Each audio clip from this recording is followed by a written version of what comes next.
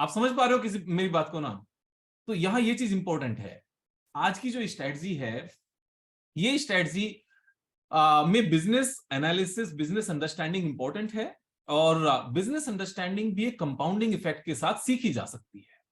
जैसे for example, हमने एक बार टीसीएस के बिजनेस को समझ लिया, तो टीसीएस के बिजनेस को समझने के बाद में इंफोसिस के बिजनेस को समझने में बिल्कुल भी मुश्किल नहीं है, एचसीएल टेक्नोलॉजीज के बिजनेस को समझने में बिल्कुल भी मुश्किल नहीं है, या विप्रो के बिजनेस को समझने में बिल्कुल भी मुश्किल नहीं है। अब टीसीएस के यानी कि आईटी बिजनेस को समझने के लिए क्या करना है? We just need to spend 10 hours in watching the CEOs videos of IT companies, and just to read a few con calls जो क्वार्टरली रिजल्ट्स के बाद होती हैं, राइट? सिर्फ इतना करने की जरूरत है, उससे ज्यादा बहुत कुछ नहीं, हमें समझ में आ जाएगा। उनकी 2-3 अगर हम एनुअल रिपोर्ट्स पढ़ लें, उनके नंबर्स चेक कर लें, उनके सेगमेंट जो वर्टिकल्स हैं उनको चेक कर लें, या गूगल पर जाकर सर्च कर लें the biggest customers of TCS या बिगेस्ट कस्टमर्स ऑफ इन्फोसिस, आप समझ रहे हो इस बात को? तो हमें आइडिया लग जाएगा कि इनका बिजनेस क्या है, नेचर क्या है। और एक बार बिजनेस समझ में आ जाए, उसके बाद में टेम्परेरी स्टॉक प्राइस नीचे आए तो हमें डर नहीं लगता, हमें वो अपॉर्चुनिटी नजर आती है। हमें सिर्फ डर तब तक लगता है जब तक हमें इस बात का नहीं पता होता कि बिजनेस क्या है। फॉर एग्जाम्पल, कोलगेट अमेरिका में वॉर होने की वजह से अगर नीचे आ जाए तो डर लगेगा क्या? ऐसा कौन सा दिन है जब हम ब्रश नहीं करेंगे, या ऐसा कौन सा रीजन होगा जब हम ब्रश नहीं करेंगे? There is no reason and there is no day. चाहे सर्दी है, गर्मी है, बरसात है, टेम्परेचर कुछ भी है, चाहे हम फंक्शन में जा रहे हैं या नहीं जा रहे हैं, घर पर हैं, छुट्टी है, वर्किंग है, एनीथिंग यार। तो जब बिजनेस समझ में आ गया, अब किस बात का डर? अगर कोलगेट नीचे आता है, this is an opportunity. So we need to understand the business first, अगर मार्केट में कॉन्फिडेंस लाना है। अब जैसे मैंने आपको कोलगेट का बता दिया, मुझे आपको यह चीज बताने में कितनी देर लगी? 2 मिनट। सबको पता था, आप ऑफकोर्स सबको पता था इस चीज का, लेकिन शायद ध्यान नहीं दिया, राइट? शायद ध्यान नहीं दिया।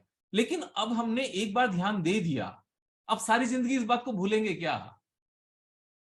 The beauty of business understanding is कि एक बार चीज समझ में आ जाए, उसके बाद लाइफ टाइम के लिए याद रहती है।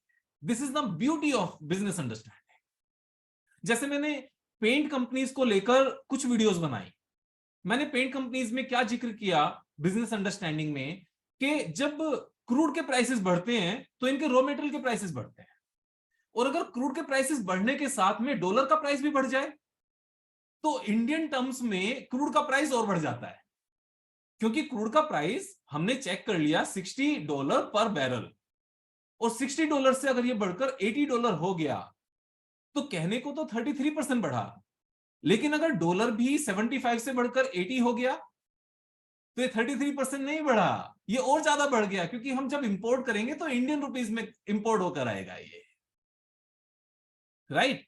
और जब डॉलर डाउन आया और यहां पर क्रूड भी डाउन आया, लेकिन लास्ट टाइम जब प्राइसेस बढ़े थे रॉ मेटेरियल के, उस वजह से एशियन पेंट ने अपने पेंट के प्राइसेस बढ़ा दिए। तो एक बार किसी भी कंज्यूमर गुड्स के प्राइसेस बढ़ जाएं तो कभी कम नहीं होते, नेवर एवर। लेकिन अब प्राइसेस प्रोडक्ट के तो बढ़ गए और रॉ मेटेरियल के प्राइसेस कम हो गए, तो जितना पहले प्रॉफिट कम हुआ ना, उससे बहुत ज्यादा प्रॉफिट अभी निकल कर आएगा। तो अगर लास्ट टाइम अपने रॉ मेटेरियल के प्राइसेस बढ़ने की वजह से प्रॉफिटेबिलिटी कम हुई और स्टॉक प्राइस नीचे आया, तो ये सिर्फ अपॉर्चुनिटी है, उससे ज्यादा कुछ नहीं, क्योंकि ये रिवर्स साइकिल आएगी और 30-40-50% इन ग्रेट कंपनीज में बनाने का मौका मिलेगा। This is so easy, this is so easy, but we need to understand the reason. Otherwise लोग क्या कहेंगे, विवेक भाई एशियन पेंट्स का नेट प्रॉफिट कम हुआ है, और रीजन पता है क्या बताएंगे? That Grasim is going to enter in this market. जिस कंपनी ने अभी तक एंटर नहीं किया, सिर्फ डर से नेट प्रॉफिट कम हो जाएगा क्या? आप समझ रहे हैं मेरी बात को, कि स्टॉक प्राइस इसलिए डाउन है क्योंकि ग्रेसिम एंटर कर रहा है, या जेएसडब्ल्यू स्टील एंटर कर रहा है, जिंदल ग्रुप एंटर कर रहा है, इसलिए डाउन है स्टॉक प्राइस, इसलिए डाउन है। स्टॉक प्राइस इसलिए डाउन नहीं है, स्टॉक प्राइस डाउन करने का रीजन बनाया गया है। रीजन बनाने में क्या दिखाया गया है? the net profitability of these paint companies have come down. तो इसलिए वो नीचे आया है।